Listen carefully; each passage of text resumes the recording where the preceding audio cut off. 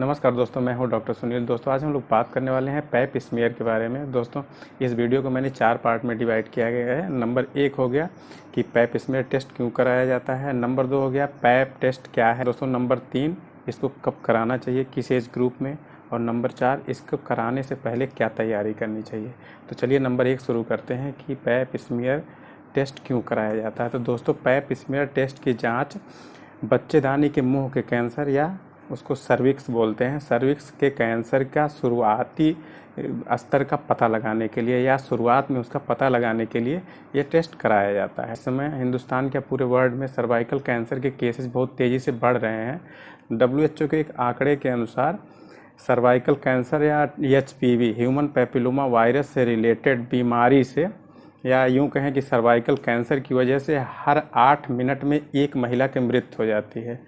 मतलब दोस्तों हर 8 मिनट में एक महिला जो है सर्वाइकल कैंसर की वजह से अपनी जान गंवा देती है। और दोस्तों ये इतना बड़ा आंकड़ा है, इसलिए इसका शुरुआती सर्वाइकल कैंसर का शुरुआती स्टेज में ही पता लगाना बहुत ज़रूरी है, ताकि समय रहते इसका निदान किया जा सके और इतनी बड़ी संख्या में जो लोग इससे प्रभावित हो रहे हैं उसको बचाया जा सके।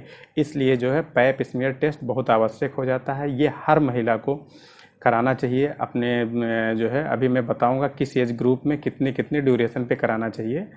तो दोस्तों जो है मैं आपसे रिक्वेस्ट करूंगा कि इस पूरा वीडियो को पूरा देखें और मैं लास्ट में बताऊंगा कि इसको कराने से पहले क्या तैयारी करनी चाहिए और इसका खर्चा अमूमन कितना आता है। दोस्तों इसका पार्ट नंबर 2 शुरू करते हैं कि पैप टेस्ट क्या है और इसको प्रोसीड कैसे करते हैं। दोस्तों यह पैपिनोकुलर टेस्ट का जो है शॉर्ट फॉर्म है। इसको पैप टेस्ट आम भाषा में प्रचलित शब्द है, इसको कहते हैं।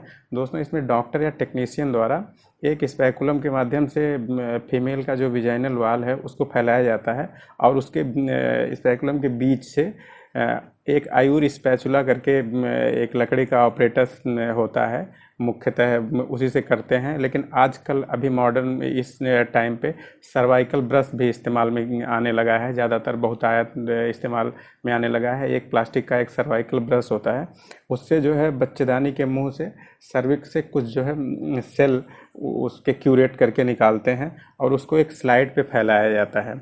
वो जो सेल निकाले हैं बच्चेदानी के मुंह से उसको एक स्लाइड पे फैलाते हैं, फिर उसको फिक्सेटिव में फिक्स कर लेते हैं स्लाइड को और फिर उसको लेबोरेटरी में भेज देते हैं पैथोलॉजिस्ट के पास एग्जामिनेशन के लिए। उसमें पैथोलॉजिस्ट या जो है साइटोटेक्नीशियन द्वारा उसको जो है स्टेन किया जाता है। जो स्लाइड जिस पे आप फैला के लाए हैं सर्वाइकल से सेल, उसको जो है स्टेन किया जाता है, मतलब दोस्तों उसको कलर किया जाता है हेमेटिन और यूसिन में। फिर इसके बाद जो है क्या होता है, उसको माइक्रोस्कोपिक एग्जामिनेशन के लिए लाया जाता है पैथोलॉजिस्ट के पास। तो पैथोलॉजिस्ट उसमें पूरे स्लाइड के सारे फील्ड को ऑब्जर्व करके बताता है या देख के बताता है कि ये जो सर्वाइकल स्मीयर उनके पास आया है, ये इसमें जो है सारे नॉर्मल सेल दिख रहे हैं या कुछ एबनॉर्मल सेल दिख रहे हैं या कुछ चेंजेज आ रहे हैं उसमें या कुछ एबनॉर्मलिटी दिख रही है। तो इसका जो है इसकी रिपोर्टिंग पैथोलॉजिस्ट द्वारा की जाती है।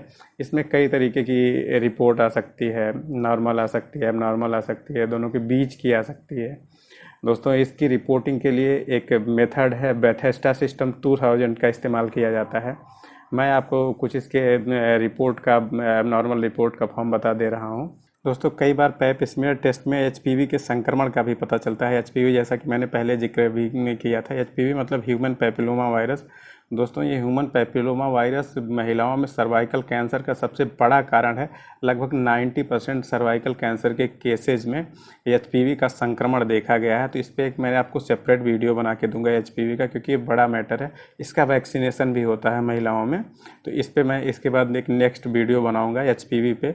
और अगर आप लोगों को इंटरेस्ट होगा इससे तो प्लीज़ कमेंट बॉक्स में ज़रूर लिख के बताइएगा। इसके अलावा इसकी रिपोर्ट में कई तरह के और असामान्य रिपोर्ट का पता लगाया जा सकता है। इसमें एटीपिया हो गया, माइल्ड डिस्प्लेसिया हो गया, मॉडरेट डिस्प्लेसिया हो गया, सीवियर डिस्प्लेसिया हो गया, carcinoma in situ. Carcinoma in situ मतलब कैंसर होता है दोस्तों। और बैक्टीरियल विजनोसिस हो गया, इन्फ्लामेशन हो गया। दोस्तों इसी तरीके की कई और रिपोर्ट का पता चल सकता है, जिसमें कई पैरासाइट्स या और अदर पैथोजन दिख सकते हैं।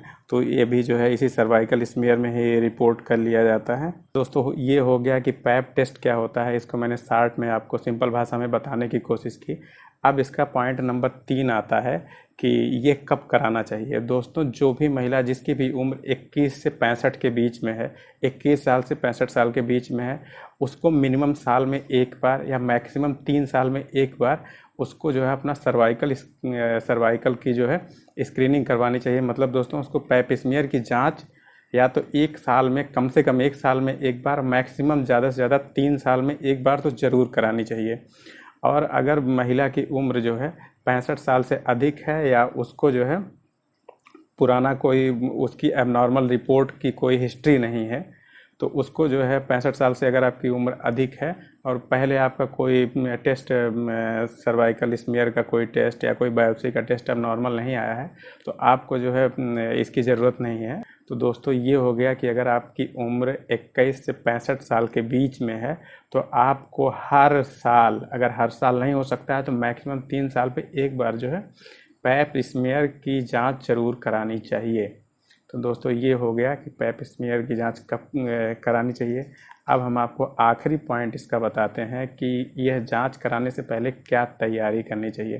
तो दोस्तों इसकी तैयारी ये है कि जब आपका मेंस्ट्रुअल पीरियड चल रहा हो या किसी तरीके की कोई ब्लीडिंग हो रही है, उस टाइम पे आप यह टेस्ट कराने ना जाएं या उस टाइम पे यह टेस्ट ना कराएं।